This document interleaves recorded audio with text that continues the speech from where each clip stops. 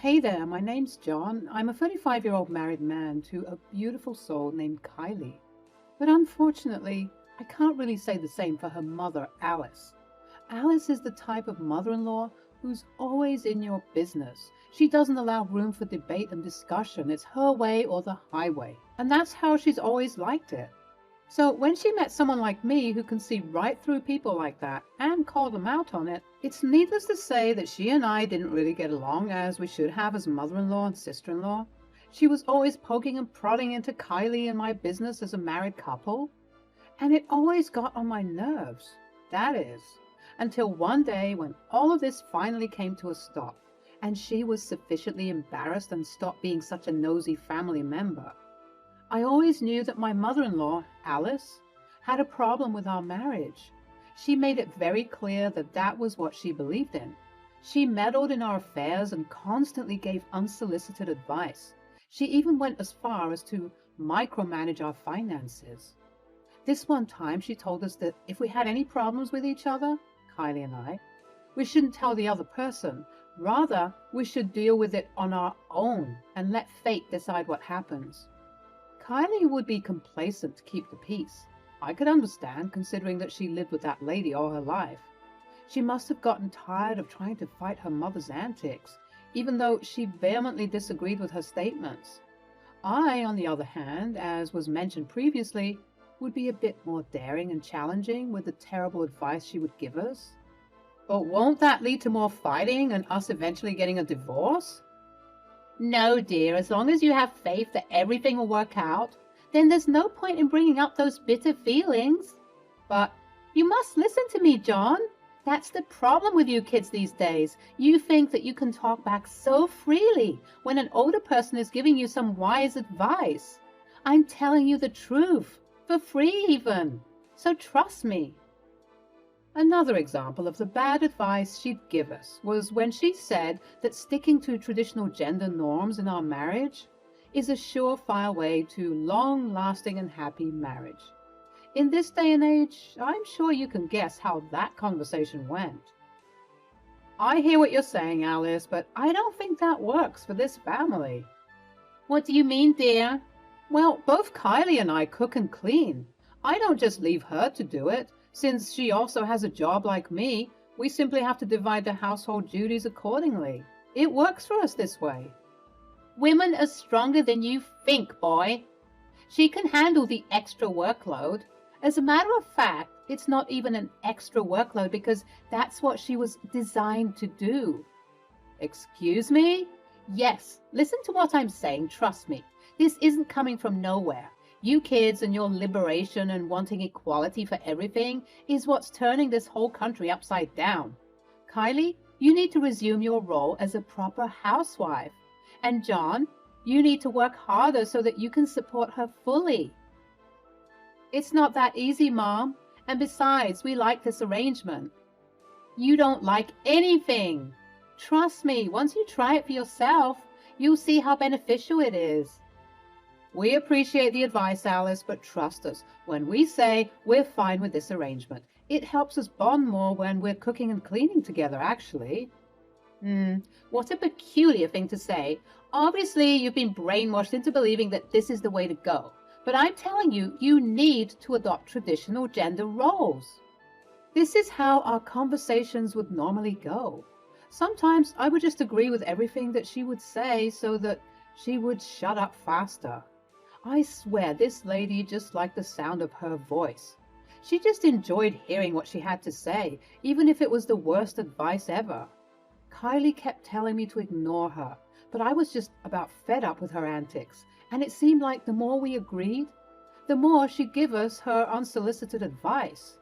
There was just no end to this woman. And that was when I said, enough is enough. This behavior had to stop immediately. I first confronted Kylie about it because I needed her to be on board with my plan. Your mom is out of control, Kylie. Yeah, I agree, but she's just trying to help us. Help us? Or control us? Oh, John, don't be so dramatic. Me being dramatic? Let's see. When we first got married, she talked about how we should set out our home. She rearranged all the furniture and the cutlery, and you know how hard we worked on that? We loved that arrangement, but of course, because it didn't suit your mother's needs, it was automatically wrong. On our first anniversary as a married couple, she called us and practically berated us for 4 hours straight about how we need to be better connected to each other. What did that even mean? She was so vague about everything. I know, she can be a bit much sometimes. That's not even including the endless amounts of time she shows up here, uninvited and unexpected, demanding that we do better as a married couple and follow in her footsteps. It would be better if she was giving solid advice, but her values are so outdated and they're even kind of harmful. I know that's your mom, but you have to agree with me when I say that this is getting out of control. You're right, babe, you're right. Okay, so what are we going to do about this? What did you have in mind? Just then, we heard the doorbell ring. I was praying and hoping with all my might that it wouldn't be her. But alas, those prayers unfortunately weren't answered. Hello, my beautiful son. Hey, come in, come in. How are you two doing? Did you try that new couples practice I was telling you about? Practice? Oh, you silly goose.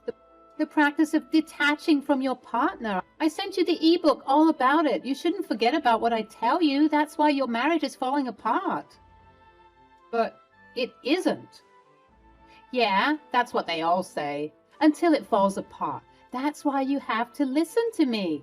I give out the best marriage advice, you know. It's always great. Right. Anyways, what brings you to visit? Can't a loving mother just visit her kids? I just wanted to come. Perhaps we can make some tea and I can impart some more of my wisdom to you two. Oh boy, here we go again. This was a common trend with Alice. She just felt like she knew absolutely everything. I pulled Kylie to the side and I told her my plan. You're right, babe. What are you going to do? Don't worry about it. Why don't you invite her to stay for dinner? She was probably going to stay long enough anyways, and I'll be on the phone with a special guest, making arrangements for tonight. But Kylie? Yeah? Don't tell your mom about the extra guest. This needs to be a surprise for her. Aye, aye, Captain. Kylie proceeded to do the needful entertaining and distracting her mom from asking too many questions about my disappearance. I went to go and call a good friend of mine, Daria. Hey, John. Hope you're good. I'm good, Daria. Listen, I have a favor to ask you. Do you think you could come over tonight for dinner? Favor? I'd be more than happy to come over for a lovely meal. That's not a favor at all. Don't think this is all just for fun. I need your skills. Oh, has your mother-in-law finally pushed all of your buttons? You can say that, yeah. Didn't you say that this would happen in the upcoming weeks? I wasn't expecting this to happen so soon. Me neither, Dee. She just made one of her spontaneous visits, but this needs to stop. This ends tonight. So what do you say? You can count on me. I'll be there. Don't you worry. We'll put her in her place. Some hours went by, and it was time for dinner. We were all settling down at the dinner table with the succulent food steaming before our eyes, and even Alice couldn't appreciate all the work that Kylie and I did to prepare this. She was still rambling and obsessing over our marriage. And you need to be able to do things for each other. For example, Kylie, since John is your husband, even if he's leading you astray, it is not your position as the wife to correct him. Rather, you should gently nudge him in the right direction. What? Yes, what I'm saying is true. So even if I'm leading her down the wrong path, she shouldn't tell me anything. Precisely. I'm sorry, but that has got to be one of the worst pieces of marriage advice I've ever heard. Excuse me? Just then, we heard the doorbell go off for the second time today, but this time, this was expected. My savior, my good omen. Who might that be at this hour? Mom, we've invited a very special guest to come over for dinner. Oh, who? It's a marriage counselor. As I was getting up to answer the door, Alice had a quick look of panic on her face. She started rambling about how marriage counselors are so expensive, and for no reason. These marriage counselors are frauds and scammers. Why charge people for advice that should be free? Well, Mom, it's an important business. I don't think you should say that, especially with our guest who's about to get in here any second now. Oh, they know that they're wrong, scamming people like that. I do a way better job than the highest paid marriage counselor. I simply couldn't wait for her to eat her words. I invited Daria inside the home and she greeted everyone politely. All was reciprocated except, of course, for Alice. She looked quite uneasy seeing this stranger here, and she made her confusion and apprehension well apparent. Who is this? I don't know you, dear. Hello, Mom. My name is Daria, and I'm a marriage counselor. Forgive me if this sounds rude, but what are you doing here, dear? Well, Alice, Daria is here to help Kylie and me with our marriage. What for? I already give you sound advice. Well, we just thought it would be best to hear it from a professional. Since we appear to be getting everything wrong, according to your standards, it doesn't hurt to get a second opinion. Oh, you don't get everything wrong. I think you two are perfectly fine, so there's no need to... Well, I'm already here, and I'm already ready to share my advice. Feeling defeated, Alice subsided sulkily, and we began to enjoy our dinner. I made it known that I was going to ask questions specifically in regards to what Alice would advise Kylie and me on, but I didn't expose who was giving us this advice just yet. I wanted Alice to sweat a little. So, Daria, we've been hearing that to improve upon our marriage, a lack of communication is the way to go. Who gave you such stupid advice? That's the opposite of what needs to happen. Well, this person informed us that even if I'm leading Kylie astray, Kylie shouldn't inform me about it and she should just gently nudge me in the right direction. That's a problem. You shouldn't do that at all. Communication is key. You two are partners, right? So you have to talk about everything. Oh, well, that's interesting. Kylie and I were already doing that, right, Kylie? Yep, we do that all the time. Oh, then great. Don't change it one bit. At this point, Alice's face went pale.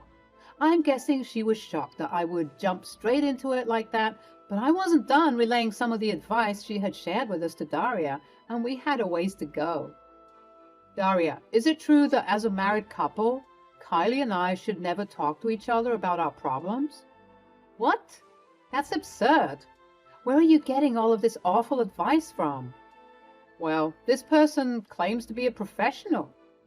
Professional in what? Lying? Scamming?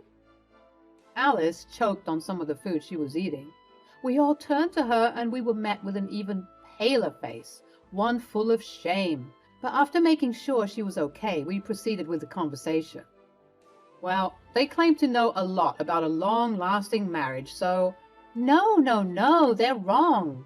This is the same communication thing that I was talking about. Then it's a good thing that we already do that. But, did you want to say something? No. All right then. Oh, Daria, another question to ask you. Is it true that if we stick to traditional gender norms, our marriage will last forever? Well, each couple is different, and so if the couple decides that they wish to do so, and they're both respecting the boundaries they set up in regards to those traditional roles, then so be it. But not every couple can act this way. Some people prefer to switch the gender roles, or do things 50-50. Wow, that's very interesting actually, because we were told by a certain someone that the same professional who's giving you bad advice? The very one. Anyways, she said that if everyone stuck to this practice, then our marriage will always be happy and content. No marriage is always happy and content. Sometimes there are some bumps in the road, so to expect that is quite harmful. Who is this person who speaks so confidently about being incorrect? It's quite sad and pathetic. I didn't want to expose Alice just yet. I wanted to ask just one more final question. Well, I think you should know that this person has also said that marriage counselors aren't needed in marriages. and that it's just a scheme to take people's money. I never said that. We all paused and turned to Alice. We were shocked, and it appeared as though she shocked herself too, as she quickly covered her mouth. I didn't have to do anything. She exposed herself. Did you say those things about marriage counselors? I just said that I didn't get why people would do that type of job. It's a bit odd to me. But you said that they were expensive for no reason. Well, and you also said that you can do a way better job than the highest paid marriage counselor. Well, if you believe you can do it, why don't you? Pardon? If my job is so easy, why not do it for yourself? I couldn't possibly. No, you're right. You couldn't possibly handle it. By the way, I know it was you who was giving John and Kylie this awful advice. I was just playing along with the shtick. But don't get me wrong, though. I meant every word I said about you being pathetic and sad. How dare you? Kylie, how can you let her speak to me that way? If I'm being honest, Mom, I think you needed to hear that. What? It's you, John. This is all your fault. You've poisoned the mind of my sweet, innocent daughter. Nope, you're wrong again. Your daughter has a mind of her own, something that you seem to forget about daily. She's a grown adult who can make her own decisions. And I mean it when I say that you needed to hear that, Mom. You don't know absolutely everything, Mom. That's a fact. And that's okay. You don't have to have all the answers.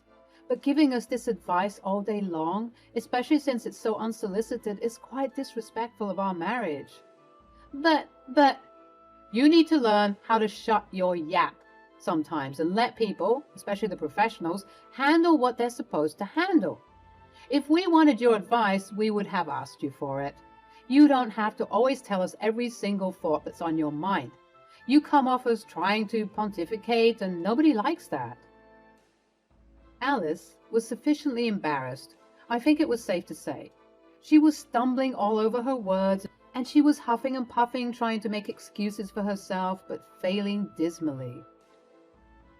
Oftentimes, the people who have nothing going for themselves will be the ones pontificating and preaching about how other people should live.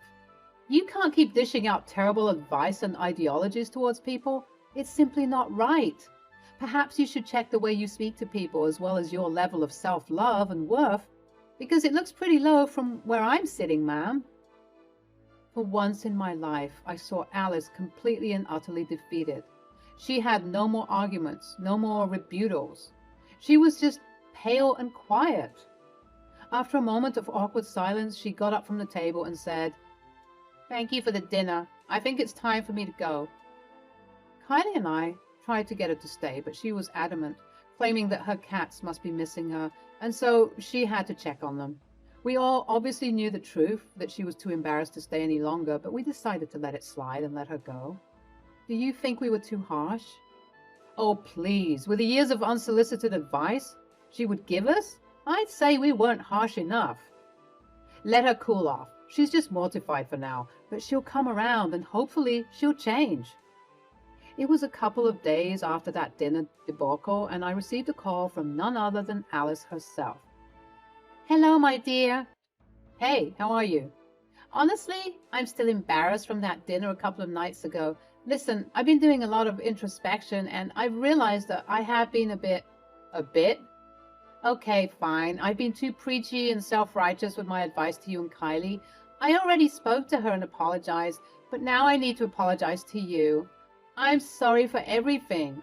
I shouldn't have given you all of that terrible advice. I realize the error of my ways now." "Oh, Alice, that is great news. Obviously, I accept your apology. Please just make sure it doesn't happen again, as it can be quite disrespectful and annoying." "Trust me, I won't. I actually think I like the idea of sitting back and watching just how you kids do it. Times are indeed changing, and I need to educate myself on all of those changes. Kylie was right, although it was hard to hear it at the time. I did need to hear all of that, especially from your friend Daria." "I'll be sure to pass her your thanks." I was honestly glad to hear this change of heart. She even sounded happier and less judgmental on the phone. I finally felt like I was getting the mother-in-law I always wanted, and I couldn't be happier.